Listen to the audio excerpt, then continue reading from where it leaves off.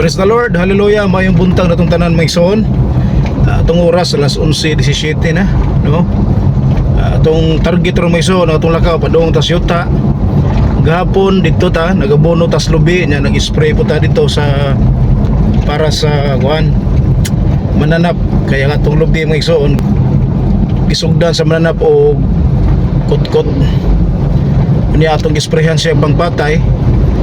Motog hapon nga nag-spray ta. Niya karong adlaw pizza wa ko masayop ang atong pizza karon, pizza 21 sa August 21 2025.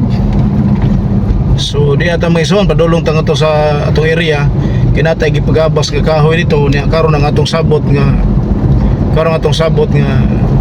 magkwinta og pila ka bulpit kay atong bayaran para to sa atong umabot dito nga budiga tay gumanan usab kung magdaghan na dito mga igsoon ang atong mga kisunan nga mabisita dito napita. Mas maayo nang natay lugar nga magtapok ta nga dili ta mawanan. Okay, dito na ta sa yuta mga igsoon kana sa likod mo na atong yuta. Gipahuman sa Ginoo na to niya.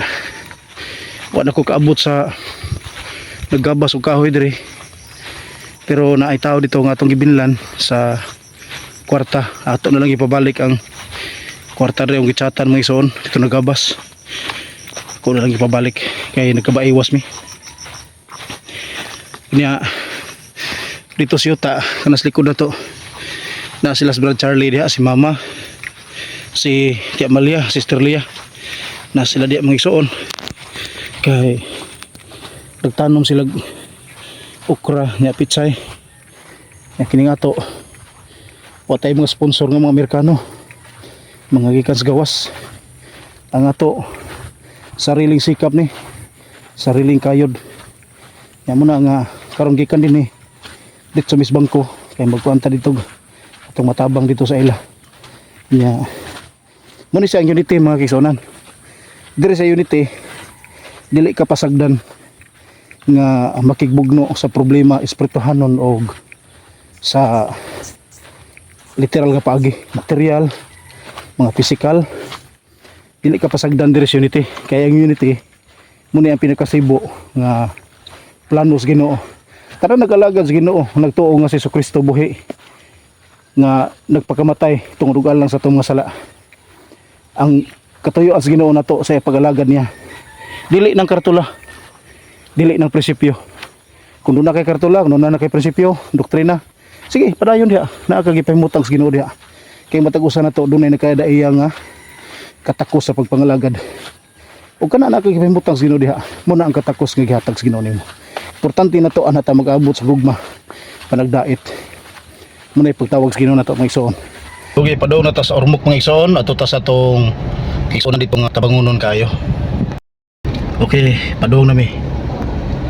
There's unity mga igsoon, walay kalimtan, walay biyaan, tanan, dungan ta diha sa tubangan sa Ginoo. Pinagis pagigugmaay, pakigdinaitay ug pagtinabangay.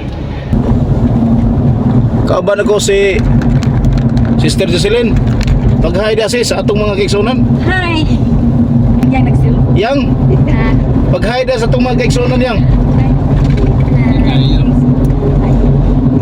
Ang kabubuton gyud sa Ginoo kanang pagpangalagad bitaw nga sinangkapan gyud ka sa gugma o pakigdait mao na importante dili babag ang karatula dili babag ang doktrina kay kanang mga doktrina o karatula matud pa sa balang kasulatan matud pa ni Apostol San Pablo diha sa Korinto nga ang tagsa-tagsa dunay gihatagan og katakos sa pagpangalagad pero mao ra Ginooha ang gialagaran so bot pasabot nga bisag natay nagkalalaing klase-klase pagpangalagad pero atong hinumduman mo igsoon nga kitang tanan parehas ra ta mga sulugoon sa Ginoo ug usaray atong amo so dili na kinahanglan mag-away pa dili na kinahanglan maglalis pa kaya naman kitang tanan parehas mga ulipon ya usaray atong amo di ba nil more usaray atong amo unang kitang tanan puros man ta mga ulipon ang buhaton sa mga ulipon maghinigugmaay ug magtinabangay kay mo ay gusto sa atong amo nga mao ang Ginoo.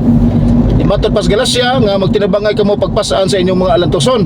Pinaagi na ng mga igsoon makabaton og kagaan ang matag usa nato. Bisan og naay mga problema nga dako unta para nato, pero kung dunay daghan nga mga koneksyon nato, pinagis mga kaigsuonan nga nangalagad og bituo ni Ginoong Hesukristo nga nagpakamatay tungod og alang sa atong mga sala, ang dako nga problema mahimo ra ng gamay. Nga naman pareha na sa usa ka buksilhig. Kung ang usa ka buksilhig mga igsoon usa ka tukog, kung maginusara na siya di gina siya kapiog sa sagbot ning silhig. Pero og madaghan na siya nga mura na siya usa ka kumkum ning silhig mo na bisag bato, madaan na siya kay nga naman daghan na ang silhig, daghan ang tukog. So ina na puta muna karon mga igsoon gikan tang ato syuta sa Matalom atong gitan-aw dito ang atong mga kaigsuonan nga nagtanom sila itong mga utanon, no, para na sa atong unity, para sa ministries Ginoo. Nya karon padung na sa ta surmok. So kita way luya-luya, sige ginang kumbate, di ba?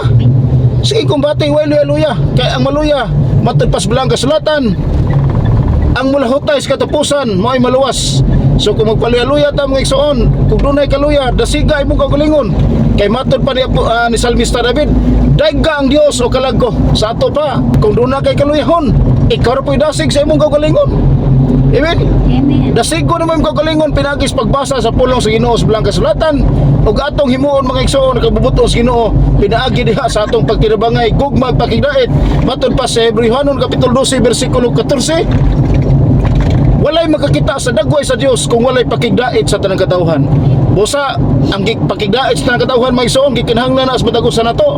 So padayon ta mga igsoon nato ta di nami dapit sa Inupakan, sa ilo nami sa Kunalom, padayon nami sa Baybay. Way luya-luya, sige ang kumbate sa ministry, no? Kay diha mga igsoon pagpadaogon gyud planos Ginoo para sa iyang mga katawan. Okay, daghang salamat ug bayang hapon itong tanan atong oras alas 3:19. Adong mi sa ODH mga igsoon sa hospital. Karon mga igsoon di mi sa hospital sa ODH. So di na diri ang atong mga kaigsoon sa gawas kanang nagtapok sa likod mo na sila. Kunya di lang ta mag cellphone dito, di lang ta mag dada sa atong video kay atong i-respect. Kunya kita mga igsoon dili na importante na to ang unsa ka man dinha, basta sa ako nang gikaingon kitang tanan managsuon des Ginoo.